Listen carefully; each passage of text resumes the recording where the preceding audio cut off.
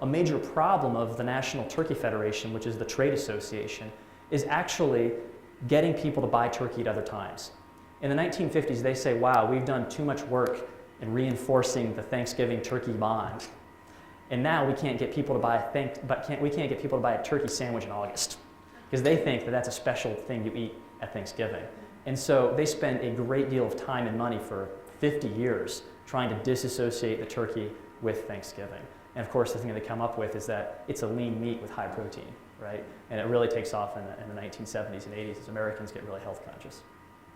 So. But you can get turkey sandwiches on almost every cafe menu I've ever. Yeah, now you can. In the 30s or 40s, I mean, it was very difficult. You wouldn't see that anywhere. Not for lack of trying on the part of turkey producers, though.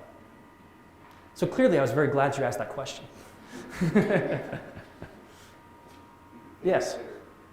Well, there's much more ethnicity in this congressional district now than there was when I was growing up.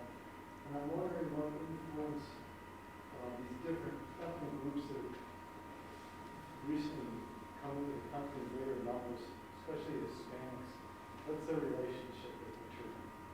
Well, I mean, I can't speak for, every recently arrived immigrant, but I can discuss a pattern that I see, which is that because it's so important to use the Thanksgiving turkey as a way to define Americanness, when people want to define themselves as American, they have a Thanksgiving turkey. And I give you two examples that I think are pretty interesting.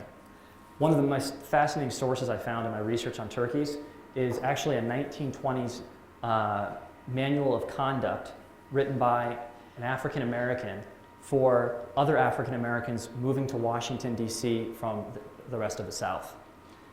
And in it, it describes all the things that you should do to be a respectable citizen of Washington, D.C. Because the black middle class in D.C. wanted to make sure that their community was regarded in high standing. And part of the instructions, here's how you have Thanksgiving dinner. Do it the right way, please. Don't make us look bad in D.C. The other interesting piece of evidence I found was a set of photographs from Japanese American internment camps during World War II.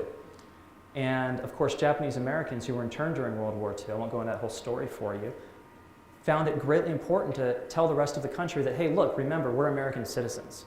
And it's one of the greatest tragedies in American history that Japanese American citizens of this country were rounded up in such a really violent way.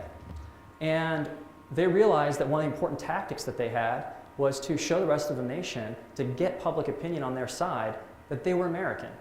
And so there's a series of photographs I found that show them having Thanksgiving dinners.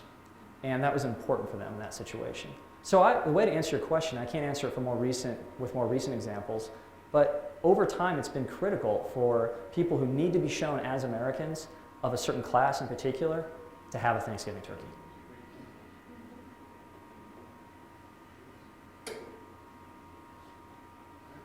Okay, well, thanks so much for coming out. I really appreciate you guys being here.